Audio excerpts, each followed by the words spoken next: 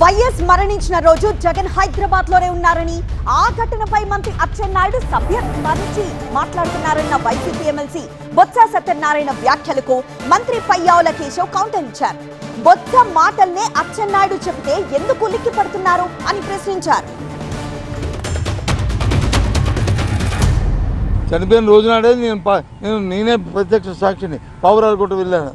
ఆ రోజు ఆయన పోతే నేను ఝాన్సీ వెళ్ళి ఆయన్ని జగన్మోహన్ రెడ్డి గారిని 2 చేతులు కుడిపోకలు ఎడమొకరు ఉండి తీసుకొచ్చి అక్కడికి తీసుకొచ్చాం. కావస్తే చూసుకోండి క్లిప్పింగ్లు మీ దగ్గర. ఆయన ఊర్లో లేరా అప్పుడు? ఆయన మా ఇద్దరం తీసుకురాలేదా క్యాంప్ ఆఫీస్లో ఇంటి దగ్గర నుంచి అక్కడికి? ఇది వాస్తవం కాదా? ఏంటి మాటలు?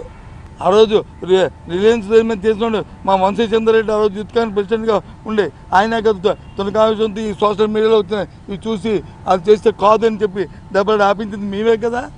నీకు ఇష్టమైతే జగన్మోహన్ రెడ్డి గురించి మాట్లాడు, రాజకీయంతో పోరాటం చేయి. అంతేగాని చనిపోయిన మహానుభావుని రాజశేఖర్ గారిని తీసుకొస్తావు మళ్ళీ వీధుల్లోకి. తన రాజశేఖర రెడ్డి గారి హత్యలో జగన్మోహన్ రెడ్డి గారి పాత్ర ఉంది అనేటువంటిది బొత్స సత్యనారాయణ గారి స్టేట్మెంట్ ఇస్తే అది చెప్పాడు. దాంట్లో ఒకటి కాదు కదా, ఆ రోజు మీడియా ముందు ప్రజల ముందు వచ్చి చెప్పినటువంటి మాటల్ని ఈరోజు మీరెందుకు అంత ఉలిక్కి పడుతున్నారు? ఆయన చెప్పినటువంటి మాటే, మేమేం కొత్తది చెప్పలేదు అంటే. ఆయన అందరికీ ఒక అనుమానం ఏమొస్తూ ఉంది అని అంటే, జగన్మోహన్ రెడ్డి గారి నైజం చూసిన తర్వాత బొత్స గారికి భయం వచ్చింది, ఆ భయంలో నుంచి బాధ వచ్చింది అనుకుంటున్నారు. పరిటాల రవి గారి హత్యలో జరిగినటువంటి నిందితులు సాక్షులు ఏ ఒక్కరూ ఈ రోజుకి మిగలలేదు. బాబాయి హత్యలో పాల్గొన్నటువంటి సాక్షులు నిందితులు సగం మంది ఆల్రెడీ